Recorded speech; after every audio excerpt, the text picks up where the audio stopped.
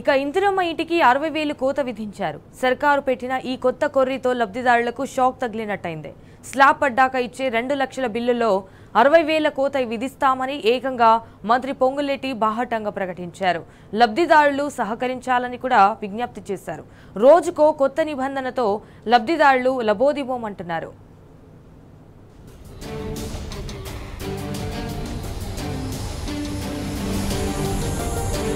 ఇందిరమ్మ ఇండ్ల లబ్ధిదారులకు ప్రభుత్వం మరో షాక్ ఇచ్చింది.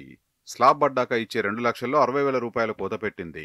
కోసిన 60,000కు బదులుగా బాత్రూమ్, ఇతర పనుల్ని ఉపాధి హామీ పథకం కింద పనులు చేయిస్తామని తాజాగా ప్రకటించింది. ఈ విషయాన్ని మంత్రి పొంగులేటి శ్రీనివాసరెడ్డి వెల్లడించారు.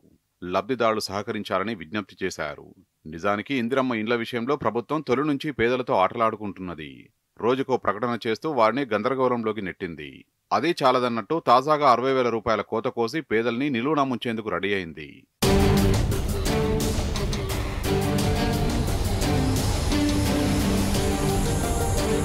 ఇందిరమ్మ ఇండ్ల విషయంలో ప్రభుత్వం రోజుకో నిబంధన తెస్తూ జనాల్ని కాల్చుకు తింటుంది. మొదట 20 లక్షల ఇళ్లు కట్టిస్తామని అధికారంలోకి వచ్చాక ఆ సంఖ్యను 4.5 లక్షలకు కుదించింది. ఇంటి నిర్మాణానికి గరిష్టంగా 650 చదరపు అడుగుల కంటే ఎక్కువ వైశాల్యం ఉంటే నిధులు మంజూరు చేసేది లేదని తెగేసి చెప్పింది. కొన్ని చోట్ల అధికారులు క్షేత్రస్థాయిలో తనిఖీ చేసి 56 గజాల్లో ఇంటి నిర్మాణానికి అనుమతినిచ్చారు. దీంతో కొందరు తాము ఉంటున్న పూరి గుడిసెల్ని కూల్చుకొని ఇంటి నిర్మాణం మొదలుపెట్టారు. అనంతరం నిబంధనల ప్రకారం పిల్లర్ టు పిల్లర్ 600 SF లేదంటూ బిల్లులు నిరాకరించారు. అలాగే ఇల్లు మంజూరైన 45 రోజుల్లోగా నిర్మాణం ప్రారంభం కాకుంటే రద్దు చేస్తామని ప్రకటించి ప్రభుత్వం మరో బాంబు పేల్చింది.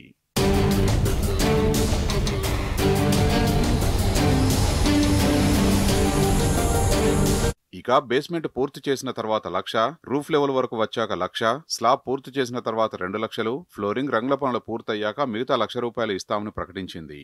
అయితే మంజూరైన 45 రోజుల్లోనే నిర్మాణం ప్రారంభించాలన్న నిబంధన పేదల్ని ఉలిక్కిపాటుకు గురిచేసింది. పునాది వరకు నిర్మించేందుకు 2 లక్షల రూపాయలవుతుంది. పేదలు అంత మొత్తం ఎక్కడి నుంచి తేవాలో తెలియక తరలు పట్టుకుంటున్నారు. ఈలోగా సమయం మించిపోవడంతో ఇల్లు రద్దయినట్టు అధికారులు ప్రకటించడంతో నివ్వెరపోతున్నారు. ఇలా నానా రకాల కొర్రీలతో పేదల సొంతింటి కలను దూరం చేసిన ప్రభుత్వం ఇప్పుడు ఇచ్చే 5 లక్షల రూపాయల్లో 60,000ను తెగ్గోస్తుండడంతో లబ్ధిదారులు విలపిస్తున్నారు.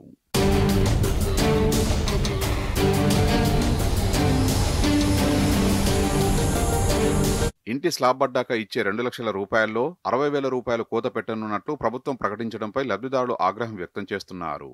ఇప్పటికే ఇల్లు పూర్తయిన వారి సంగతేంటని ప్రశ్నిస్తున్నారు. తొలుత ఇందిరమ్మ నిర్మాణ సమయంలో ఇసుక ట్రాక్టర్ 2,500 రూపాయల నుంచి 3,000 రూపాయల వరకు ఉండేదని, ఇప్పుడు ఏకంగా 8,000 రూపాయల నుంచి 9,000 రూపాయల వరకు వసూలు చేస్తున్నారని ఆవేదన వ్యక్తం చేస్తున్నారు. ఈ లెక్కన ఒక్క ఇసుకకే దాదాపు 1,00,000 రూపాయలు వెచ్చించాల్సి వస్తున్నదని వాపోతున్నారు. ఇప్పుడు ఇచ్చే డబ్బుల్లోనూ 60,000 రూపాయలు కోసేస్తే ఎలా అని మండిపడుతున్నారు.